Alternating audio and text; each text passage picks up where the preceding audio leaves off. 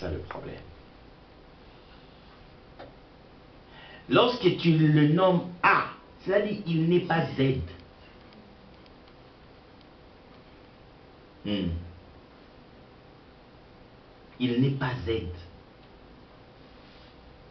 C'est pour cela, lorsque vous allez chez un musulman, vous lui dites que son Dieu, c'est les dieux des chrétiens, il va dire non. Si vous allez chez un chrétien, tu dis, votre Dieu, c'est aussi les dieux des musulmans, il va dire non.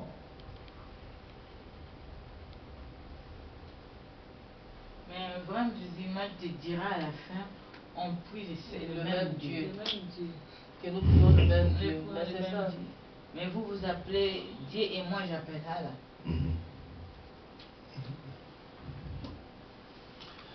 Nommer, vous savez, à vrai dire, lorsqu'on te nomme, hein, on te vide. C'est-à-dire,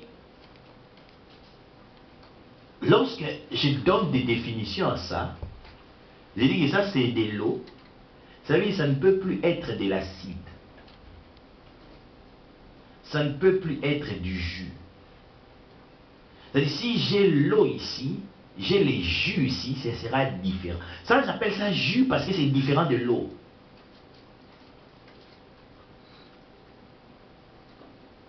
Voilà pourquoi j'ai dit Dieu n'a pas de... Vous savez pourquoi? Parce que Dieu, il est tout. Il est tout. Nommer, c'est contrôler. Lorsqu'on tu nommes quelqu'un, en fait, tu es en train de le contrôler. C'est ça. Vous allez comprendre le pouvoir d'être nommé. En fait, je prends l'exemple avec ton chien, par exemple. Vous savez pourquoi tu vas nommer ton chien? Tu vas nommer ton chien pour le faire, parce que il est tien. C'est toi le maître. C'est ta propriété. Voilà pourquoi tu le nommes. Moi, je ne sais pas nommer ton chien parce qu'il n'est pas mon chien. Nommer quelqu'un ou quelque chose, c'est dominer sur la chose. C'est contrôler la chose.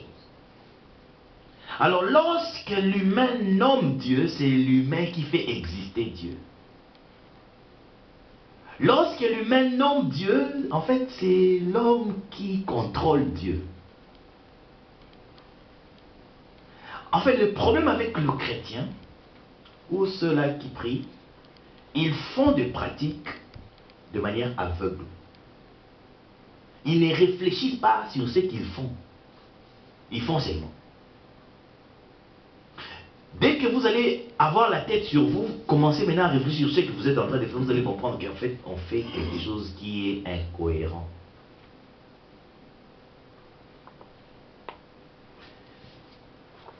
Nommer, c'est avoir la même mise sur quelqu'un. Lorsque tu nommes quelqu'un ou quelque chose, tu lui donnes une orientation. Tu dois aller comme ça. Disons les dieux qui étudient là, c'est quoi? C'est pas un nom? C'est pas un nom. Je vais te donner ma compréhension de Dieu. Vous voyez ça, dans ma tête, lorsque je dis Dieu, chez moi, Dieu c'est un concept. Un concept c'est quoi? Un concept c'est quelque chose. Lorsque je dis chaise par exemple, vous voyez quoi? Hein? Il y a quelque chose qui se passe dans votre tête là. Mais quelqu'un d'évolué peut sortir la chaise, pas seulement ça. Il peut sortir une chaise comme ça. Ça aussi c'est une chaise. Hein? Il peut sortir une chaise là, plusieurs chaises. Mais lorsque je dis seulement que c'est ça la chaise, je reste tellement avec ça. Mais la chaise qui est dans la tête, c'est plusieurs. Alors lorsque moi j'appelle Dieu, je ne vois pas ça. En moi, il y a quelque chose que je ne sais même pas vous expliquer. Ça va prendre la forme de manière occasionnelle. C'est ça le concept des ça que vous avez traduit par Yahweh. D'abord, vous devez savoir que cela vient d'un peuple païen, des Hébreux. Lorsque Dieu s'est révélé à Moïse, Moïse était un Égyptien. En Égypte, chaque dieu avait un nom. Je le répète encore. Chaque dieu avait un nom. Et les noms révélaient ce que Dieu est. Le nom révélait la puissance de Dieu. Le nom révélait les capacités de Dieu. Le nom révélait le rôle de Dieu. Par exemple, il y avait les dieux des richesses. Il avait un nom qui est lié à la richesse. Il y avait les dieux de commerce. Il avait un nom lié au commerce. Il y avait les dieux de l'amour. Il avait un nom lié à l'amour. Chaque dieu avait un nom. Et le nom révélait ce que Dieu est, les caractères de Dieu, la nature de ces dieux-là. Alors lorsque Dieu va se révéler aussi à Moïse, vu que c'est un Égyptien, la première des choses, il va demander, quel est ton nom? Pourquoi? Parce qu'en lui, il a la pensée égyptienne. Il a la religion égyptienne en lui. C'est ouvert, hein, les... Ah oui, oui, j'avais demandé à Johnny de laisser. Ah, c'est bon, ok.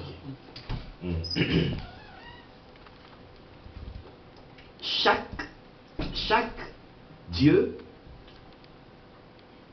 était distingué d'autres dieux par son nom. Alors Moïse, dans cette mentalité religieuse, va demander aussi, toi maintenant, c'est un autre Dieu qui vient, maintenant toi, ton nom c'est qui? C'est alors que Dieu va donner cette appellation-là, on appelle ça le tétragramme. À vrai dire, dans son concept originel, c'est un mot qui ne se prononce pas.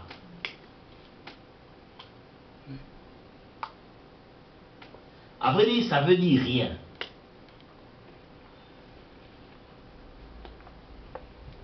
C'est un mot qui ne se prononce pas, ça veut dire rien.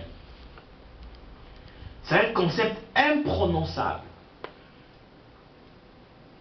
Mais les hommes, dans le but de chercher à prononcer ça, ils ont traduit ça par Yahweh ou Jéhovah. Dans le but qui est quand même un nom. Le Dieu doit avoir un nom. Dieu doit avoir un nom. Un Dieu sans nom, c'est pas un Dieu. En fait, Dieu voulait juste faire comprendre que il est tout. Si vous lui donnez les noms des lots, ça veut dire qu'il n'est pas les jus. Si vous lui donnez les noms des, je ne sais pas, de la chaise, ça veut dire qu'il n'est pas la table. En fait, Dieu voulait seulement dire, ne me nommez pas. Ne me donnez pas un titre. Ne me donnez pas quelque chose. Moi, je suis en fait tout. Dieu est en dehors des principes, y compris celui de donner des noms. Il est en dehors des principes. Dieu est supérieur aux principes. Parce que c'est lui qui a établi les principes. Tu ne peux pas être dépendant de ce que tu as fait. Tu ne peux pas être dépendant de ce que tu as créé. Les principes de nommer, c'est Dieu qui a établi ça. Alors, il est en dehors de ces principes-là.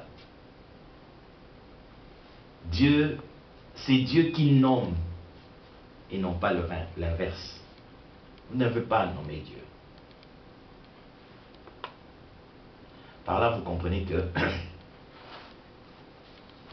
nous prions. Pas ça. Nous prions quelqu'un d'autre.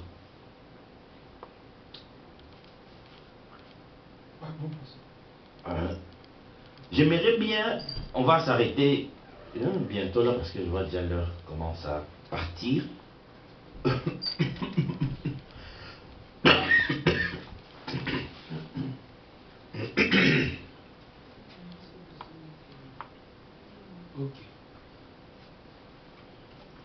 Ceci, je vais vous donner ça la semaine prochaine.